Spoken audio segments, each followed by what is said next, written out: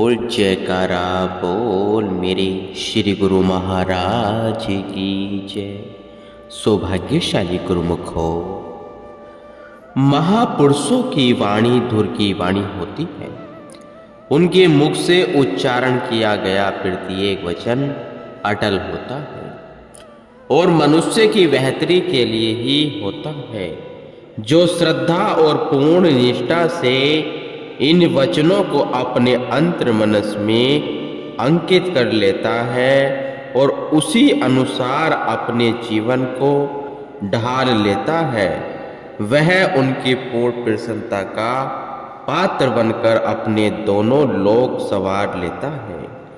आध्यात्मिक सम्राट श्री सद्गुरु दाता दयाल जी के परम पावन अनमोल वचनों को समझना, वह मनन करना, मानो महासागर की गहराई की था पाना है। आपने संपूर्ण विश्व में देश विदेशों में स्थान स्थान पर भक्ति के केंद्रों की स्थापना करके जन मन के हृदय में अपने पावन वचनों द्वारा नाम वह भक्ति की अविरल धारा प्रभावित कर दी। आपके अमूल्य अमृत प्रवचनों के अकूट संग्रह में से कुछ एक अंग को यहाँ संकलित करने का प्रयास किया गया। गुरुमुख जन इन वचनों को हृदय संगम कर निश्चय ही अपने जीवन में सच्ची खुशियां वह आनंद भर सकते हैं। प्रवचन जीव का परम देही भगवती भक्ति और उसके विषय में यह सर्वथा उदासीन है। हानि और लाभ के विषय में स्वयं निर्णय कर लेना इसकी सामर्थ्य के बाहर की वस्तु है। जीव प्राय मनोवांछित विषयों में निमग्न रहकर इन क्षणभंगुर पदार्थों को ही सुखदायक समझने लगा है। इन संसार के भोग्य पदार्थों में जब सुख है ही नहीं तो इसे वह प्राप्त हो तो कैसे, वह प्राप्त हो तो कैसे।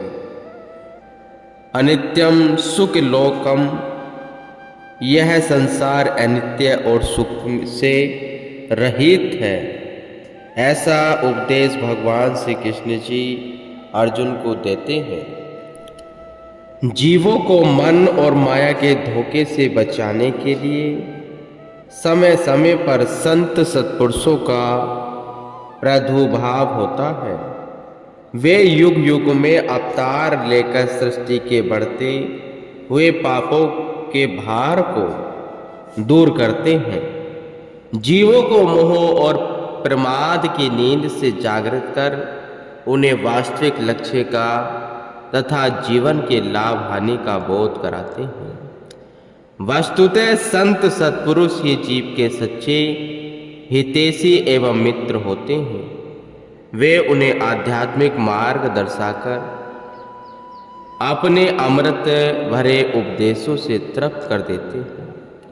उनसे नाम उपदेश का अभ्यास करवाकर उन्हें अपने आनंद तथा शांति के उस धाम में ले जाते हैं जहां अक्षय शांति के स्रोत झरते हैं और परम आनंद की गंगा बहा करती है। प्रवचन मानव देही क्षणभंगुर है। कच्ची मिट्टी से बने हुए सुंदर भवन के तुल्य, जो देखने में तो बहुत सुंदर है किंतु वास्तव में कुछ नहीं है। महाकाल का एक झोंका इसे नष्ट कर देगा। यदि संत सद्गुरु जी का विमल भक्ति नाम तथा प्रेम रूपी धन इस जीव के आंचल में न होगा तो वह परलोक में क्या मुंह दिखलाएगा। इसके बिना तो जीव के पास जो कुछ भी होगा वह सब 84 लाख योनियों की सामग्री ही है। यह युग तो कठोर से कठोर पत्थर को भी छीलने का, अर्थात इसमें हर एक वस्तु की गहराई तक जाने की आवश्यकता रहती है। कारण है जो कुछ भी द्रव्यमान पदार्थ है वह वास्तविक नहीं है। उनके पीछे कोई अन्य सत्ता छिपी बैठी है। दर्पण में जैसे जो कुछ दिखाई देता है वह वस्तुतः होता नहीं है, वह केवल पृथ्वी इच्छा है। इसलिए तू अपनी सुरती इनमें मत अटका। इन दिखाई देने वाली मनोहारी दृश्यों से तुझे स्थायी सुख नहीं मिल सकेगा। इस संसार को देखते रहने की तृष्णा एक ऐसी नागिन है जिसकी फुंकार मात्र से जीव की बुद्धि भ्रमित हो जाती है। अज्ञानता में पड़ा हुआ यह मनुष्य इस माया के हाथों ठोकरें खाने लगता है। तृष्णा के साथी जब ये पांचों लुटेरे काम, क्रोध, लोभ, मोह और अहंकार जीव के मन पर प्रहार कर देते हैं, तब तो इसकी दुर्दशा का अनुमान नहीं लगाया जा सकता।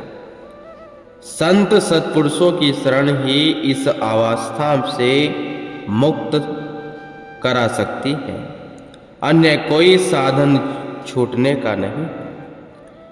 सुरती एक ऐसी अमूल्य मणि है, इसके बदले चाहे हम संसार के विषय विलासों की कौड़ियां संचित कर ले अथवा इसे मलिन माया से पृथक करके संत सद्गुरु जी के विमल प्रेम और भक्ति के रंग में रंग ले।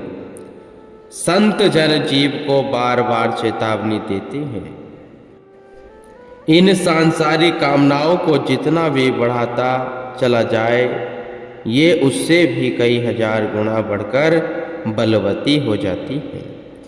जिस प्रकार बीज के एक दाने को मिट्टी में दिखाने से वह अपने में से ही हजारों दानों को साथ लेकर वृक्ष के रूप में स्फुटित होता है, इसी तरह इनमें कोई एक भी सांसारिक वासना दबी रह गई तो वह कई प्रकार की इच्छाओं का विकराल रूप हमारे सामने प्रस्तुत कर देगी। इच्छाओं की तृप्ति तो स्वपन में भी नहीं हो सकती।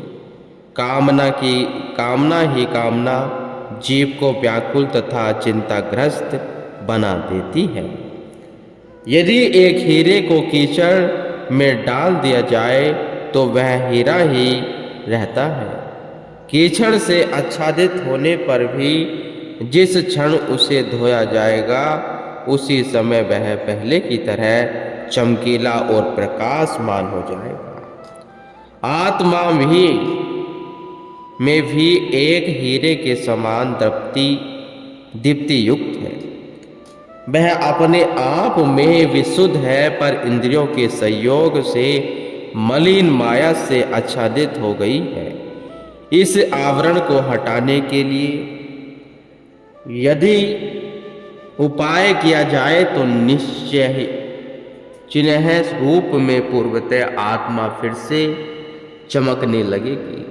संत सत्पुरुषों की संगति से ही यह संभव हो सकता है। प्रवचन: यदि कोई अपने मुंह में नमक की डली डालकर उसके पश्चात मीठी वस्तु मुंह में डालकर कहे कि मुझे मीठे का स्वाद आता है, अथवा उसे मिठास मिल जाए, तो यह नहीं हो सकता। जब तक उसके मुंह में नमक भरा हुआ है तब तक मिठास का आना कठिन है, क्योंकि नमक और मिठास का आपस में मेल नहीं है। इसी प्रकार जब तक मनुष्य के हृदय में चिंताओं ने डेरा डाला हुआ है, उसे कितने भी खुशी के वहाँ साधन उपलब्ध हो जाए, लेकिन उन वहाँ साधनों से उसे सच्ची खुशी प्राप्त हो जाए, ऐसा कदापि नहीं हो सकता। ब्रह्म साधनों से हृदय में सच्ची खुशी को अनुभव नहीं किया जा सकता। सुख कब मिलेगा? जब मनुष्य अपने अंदर से दुखों वाले विचारों को निकाल दे, काम क्रोध आदि उत्पन्न करने वाले पदार्थों का मोह छोड़ दे। किंतु क्या मनुष्य स्वयं ऐसा कर सकता है? क्या वह काम क्रोध आदि के विचारों का नाश कर सकता है? कदापि नहीं। वस्तुतः इन शत्रुओं से पीछा छुड़ाने के लिए मनुष्य को अत्यंत शक्तिशाली शक्ति की सहायता की आवश्यकता है, अन्यथा वे शत्रु मनुष्य को कभी छोड़ने वाले नहीं है। वह शक्ति है सत्पुरुषों की संगति। सत्संगति के प्रभाव से हर प्रकार की कल्पनाएं और कष्ट आदि दूर हो जाते हैं। दुख वहां निकट ही नहीं आ सकता। मनुष्य सदैव सुख में ही समाया रहता है। ईश्वर की भक्ति सच्ची, नित्य और सुख आनंद प्रदान करने वाली वस्तु है।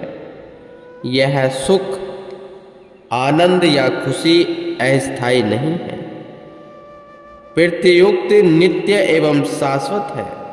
इसलिए इसे सच्चे सुख आनंद कहते हैं। किसी भी स्थिति में अथवा किसी भी कारण से इसमें कमी नहीं आ सकती। इसे पाकर फिर और कुछ पाने की इच्छा शेष नहीं रह जाती। यह नित्य और शाश्वत सुख उन प्रभु के प्यारों को प्राप्त होता है जो भक्ति परमार्थ के सच्चे अभिलाषी। यह भक्ति का प्रभाव है कि उसके चाहने वाले इस संसार में भी सच्चा और शाश्वत सुख प्राप्त करते हैं और परलोक में भी यही सच्चा सुख उनके साथ रहता है। विपरीत इसके सांसारिक पदार्थों और रसभोगों से प्राप्त होने वाला सुख आनंदित क्षणिक एवं अस्थायी होता है। इसे स्थायी तत्व प्राप्त नहीं है। जो संसारी व्यक्ति इन सांसारिक पदार्थों तथा रस भोगों के इच्छुक होते हैं, प्राकृतिक नियम अनुसार उन्हें वांछित पदार्थ तथा भोग ऐश्वर्य मिल तो अवश्य जाते हैं, परंतु इनसे उनकी इच्छाएं पूरी नहीं होती।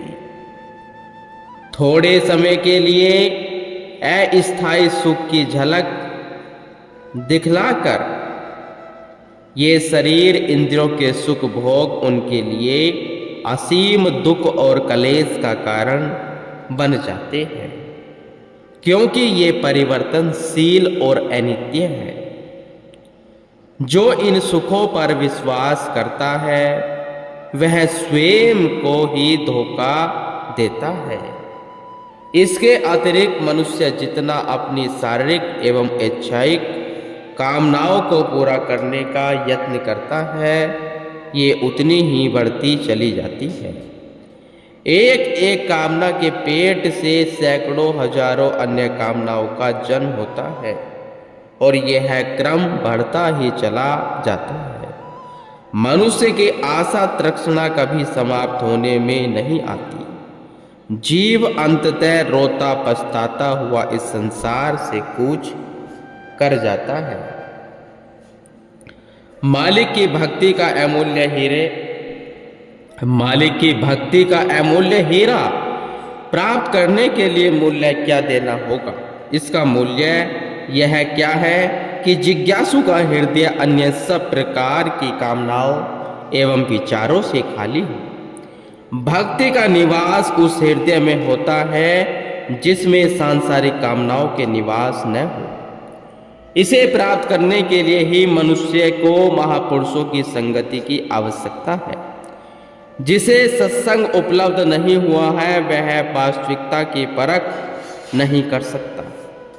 कुदरत ने इस जीव को मनुष्य जन्म देकर अपना रूप प्रदान किया है।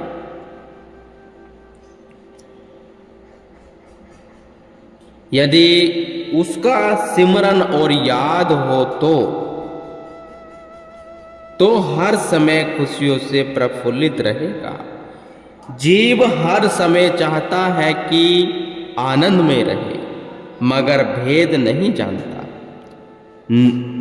नुक्ता एक ही है, कोई वेद शास्त्र ग्रंथ पुराण पढ़ने की जरूरत नहीं है। महापुरुषों की सोहबत में यह नुक्ता मिलता है। यदि सुखों के भंडार से मिलना चाहते हो तो सांसारिक सुखों को दिल से निकाल दें और मालिक को दिल में बिठा लें।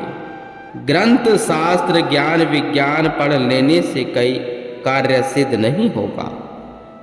बुल्ला शाह जी को उनके सदगुरु इनायत शाह जी ने कहा कि बुल्ला रव का रवदा की बावना उधरो पुटना दे इधरे रावणा। परमात्मा को पाने का रास्ता मुश्किल नहीं है। दुनिया की मोहब्बत हटाकर मालिक का प्यार दिल में भरना है। वही युक्ति महापुरुष बतला रहे हैं, वही ज्ञान और वही विचार मिल रहा है। भाग्यशाली जीव महापुरुषों के प्रवचन अनुसार चलकर जीवन सफल बना लेते हैं। गुरुमुख।